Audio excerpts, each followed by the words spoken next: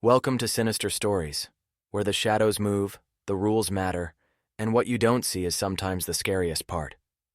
If you love a good scare, stick around, because once you hear these stories, you'll never sleep the same way again. Subscribe, if you dare. Hollywood had chewed me up and spit me out about 5 times before I finally gave up on chasing the dream and started chasing checks. Stunt work dried up, my knees were shot, and the last thing I starred in was a YouTube compilation called Old Guys Falling Off Stuff. So when my buddy Rico, former grip turned full-time conspiracy theorist, called me and said, "Yo, I found a gig where you get paid $30 an hour to mop the forgotten sins of Hollywood," I didn't even ask questions. I just said, "Will there be snacks?" He said no, but there's a vending machine that dispenses cigarettes and shame. Sold. The building was buried behind what looked like an abandoned Paramount lot near Burbank. Big, rusted gate.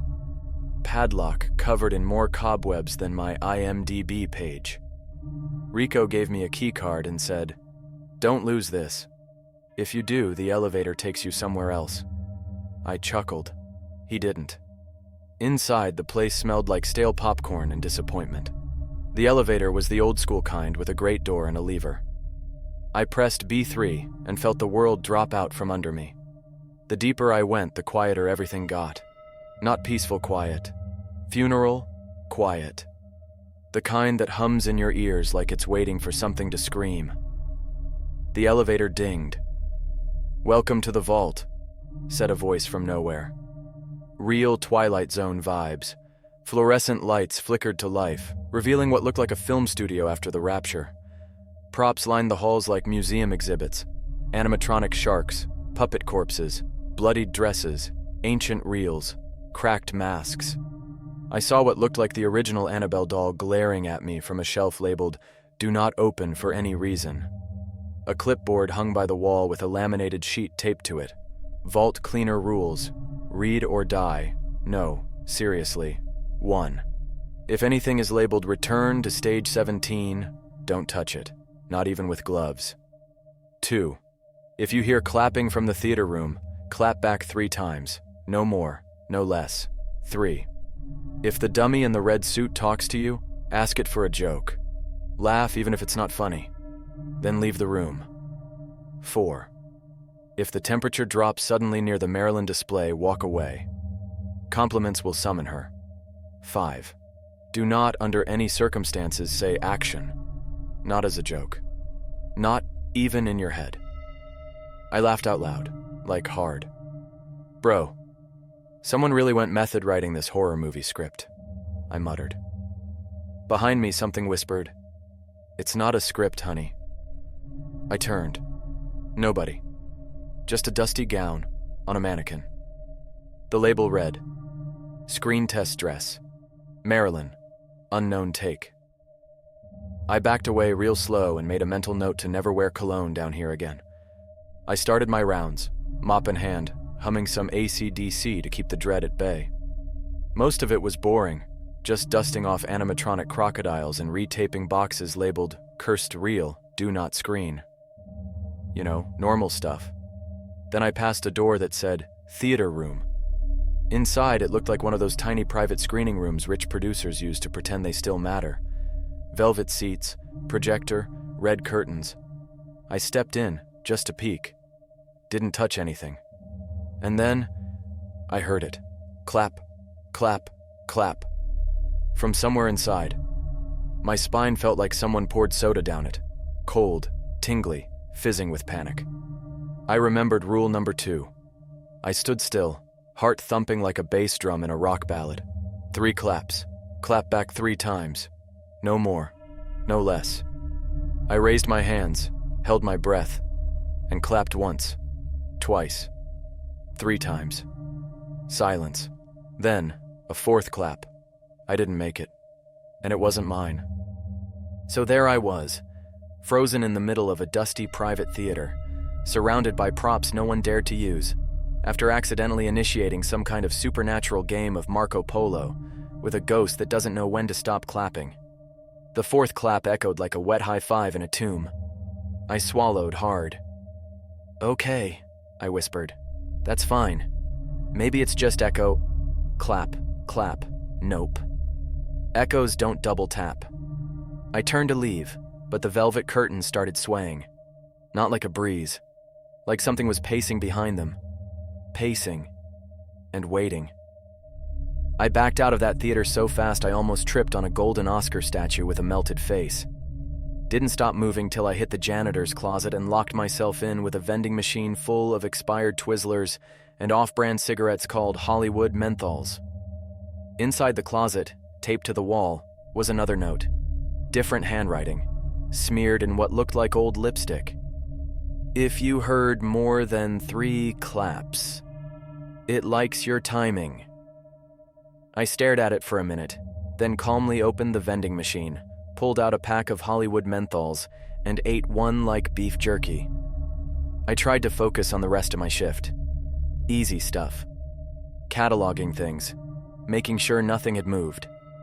Problem was, things had moved. The dummy in the red suit was no longer inside its glass case. It was sitting in a tiny chair, legs crossed, in the middle of the hallway. Just vibing. It looked like a 1950s ventriloquist doll dressed like a Vegas lounge singer. Glossy hair, fixed smile, one lazy eye that seemed to follow you even when it wasn't facing you. I sighed. Okay, we're doing this, huh? As I got closer, it lifted one hand and waved. I don't care how tough you think you are. When a vintage dummy waves at you, your soul leaves your body and applies for witness protection. I took a deep breath and remembered rule number 3. If the dummy talks, ask it for a joke. Laugh, then leave the room. I stopped. Hey, you got a joke? It turned its head a full 180 and said, in a voice like Joe Pesci after 3 cigarettes, "What's the difference between a B-list actor and a ghost?" I didn't answer. I just stared. It leaned in closer.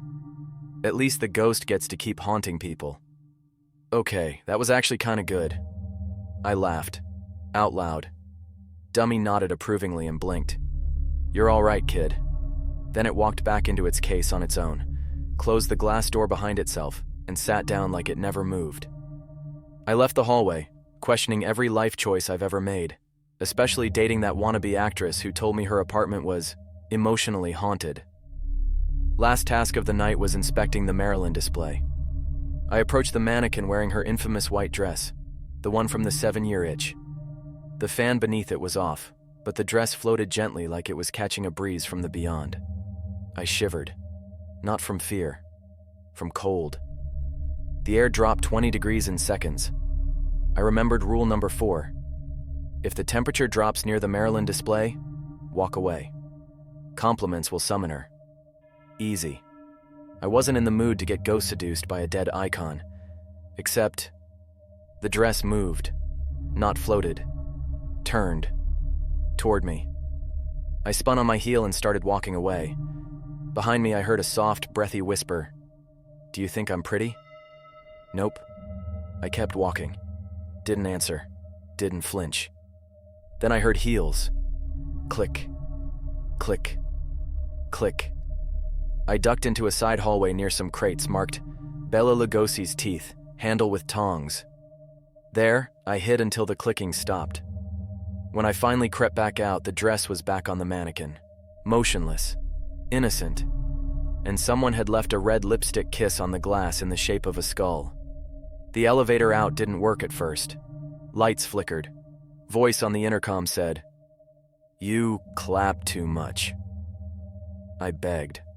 I apologized. I offered to mop with tears if I had to. Eventually, the doors creaked open. As I rode back up, the elevator whispered, "See you tomorrow night, Starshine." After surviving a ghostly standing ovation, a wisecracking demon dummy, and a haunted dress that tried to flirt me into the grave, I told myself one thing before my second night on the job. Tonight, I'm just cleaning. That's it. No theater rooms, no mannequins, no cursed charisma. But Hollywood's got other plans.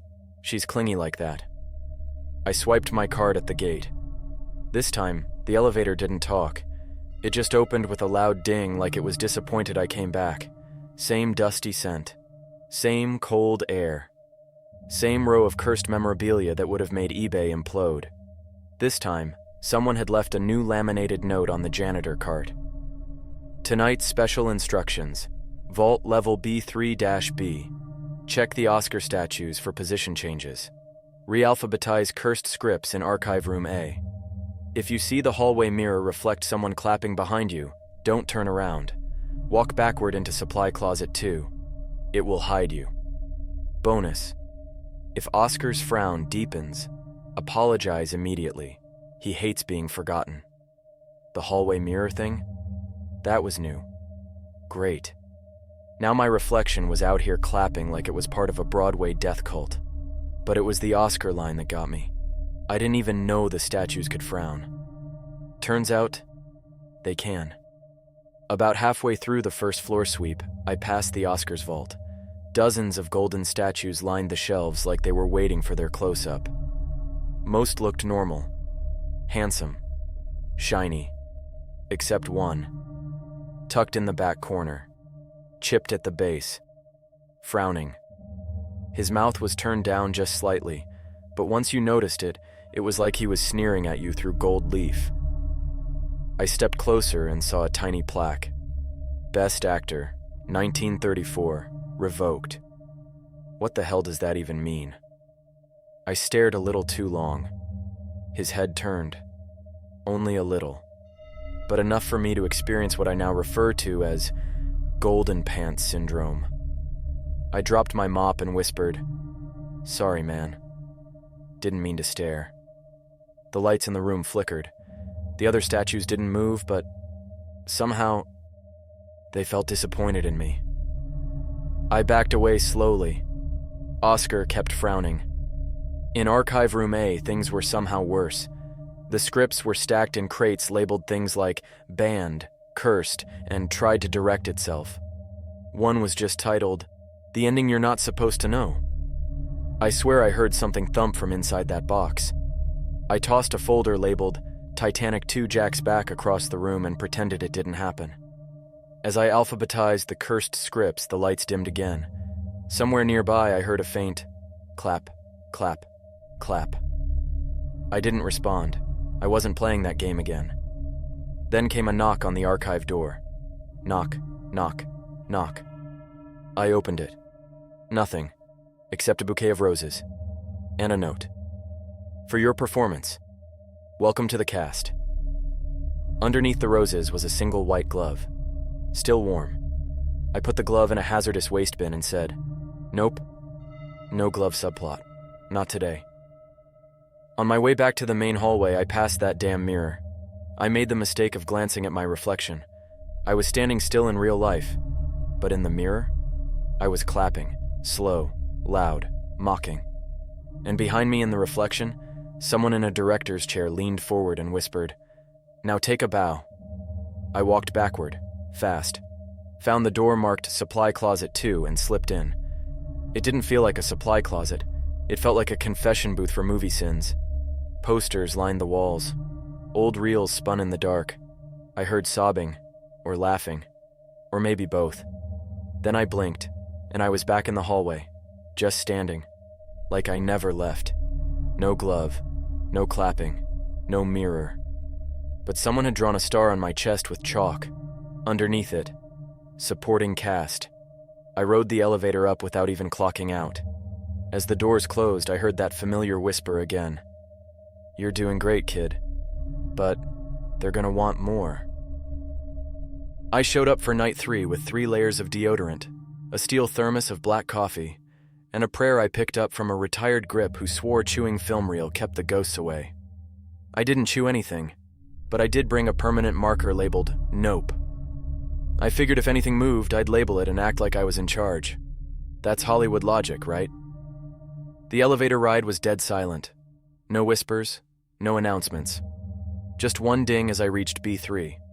A new cart waited for me with a fresh laminated note, typed in bold red courier font like a rejected Tarantino screenplay. Tonight's tasks. Vault level B3 C shred. Old audition reels in the viewing room. Do not watch. Reshelve the scripts that reappear on their own. If you see a stage light flicker 3 times, say, "break a leg" out loud. Do not ignore it. If a typewriter begins typing on its own, read the page once, just once. Then burn it. I'd love to say I ignored the whole thing and mopped the floors like a good little night goblin. But no, I'm a man, and men do dumb things. Like wandering into the viewing room where a stack of VHS tapes sat labeled, "Auditions, undiscovered, unstoppable, unalive." I knew the rule. Don't watch. So I grabbed the tapes, turned to leave, and the TV turned itself on. Static. Then a woman appeared, blonde hair, black eyes. "You see me now. I see you always." The screen cracked. I dropped the tape and ran. I made it to the script room, and sure enough, scripts were flying off shelves like they were mad about the writer's strike. I picked up one titled, "Don't Speak Until Spoke." It was bleeding from the staples. Tossed it in the nope bin. Then I saw a typewriter in the corner going full exorcist. Click, clack, clack, click. Ding. I should have ignored it. Instead, I walked over. One sheet of paper sat in the tray. Freshly typed. Smelled like old popcorn and fear. Scene 12. Interior, Vault B3C. Janitor realizes too late he is not the audience, but the lead. The lights go out. The lights went out. He stumbles, breath hitching, toward the sound of applause. Clapping echoed through the dark. A golden figure smiles in the hallway, its frown finally gone. I threw the paper into a bin and lit it on fire with the emergency lighter in my sock. Don't ask. The flame flickered blue for a second and the clapping stopped. So did the typewriter. I whispered, "Not today, Tarantino." Then came the stage light. It flickered once, twice, 3 times. I hesitated. Suddenly I remembered the note. Say, "break a leg." So I shouted it. The light turned solid. A door behind it creaked open. Inside was a stage. Just a stage. Black curtains. Empty audience seats. One single spotlight on a director's chair. On the seat, written in lipstick, "Sit or you're cut." Nope, no way. I turned and walked away. And behind me, the chair screeched across the floor like something dragged it, angry I didn't take the role. Back at the elevator, my cart was gone. In its place was a new script. Thick, bound in black. Title, "The Final Scene." I didn't touch it.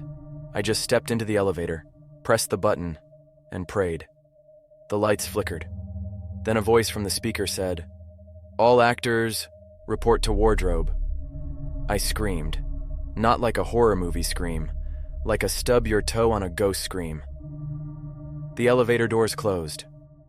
I didn't even get a full elevator ride before things went off the rails. Halfway up, the lights cut out. The floor counter stopped blinking.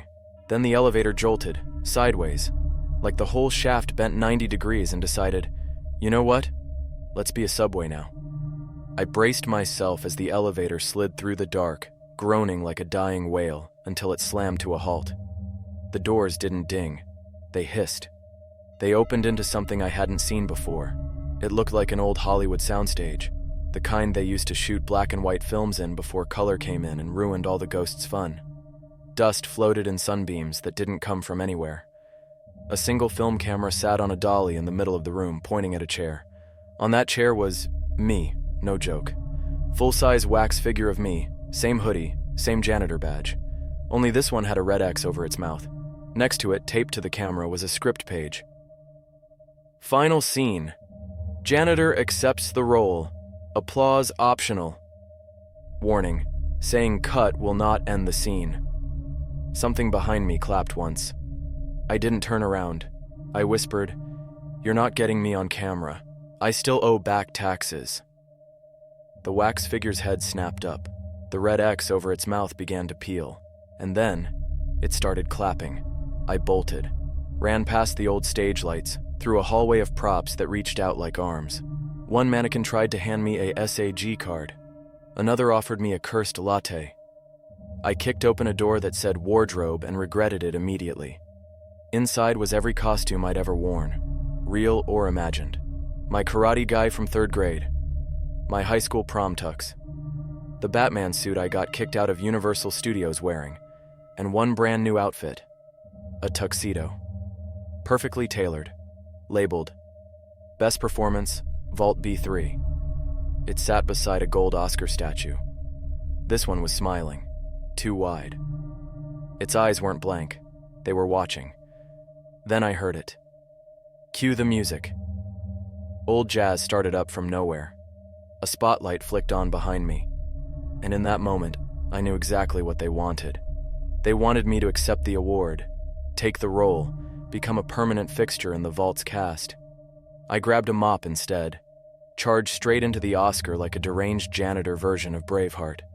It screamed, actually screamed. The sound was like applause in reverse, clapping turned inside out. The lights blew, the music melted. Then, silence. The Oscar cracked, crumbled, turned to dust on the floor. A door behind me opened automatically and the elevator sat there waiting. Inside, just one item on the wall, a sign. You may now say cut. I didn't hesitate. Cut. The light snapped back to normal. The elevator moved. Upper. Like a normal elevator. For once. Back in the real world, Rico was waiting by my truck. He looked me up and down and said, "You look like you just fought a Pixar demon." I said, "Worse." I turned down a Hollywood contract. He handed me a beer and nodded. I never went back, but every now and then my phone buzzes with weird texts. Casting call tonight, you're on in 5. Applause detected. You missed your cue. Final scene, sequel pending. I block the number every time, but I know I'll never really be out of the vault. Hollywood doesn't let you go. Not once you've had your big break.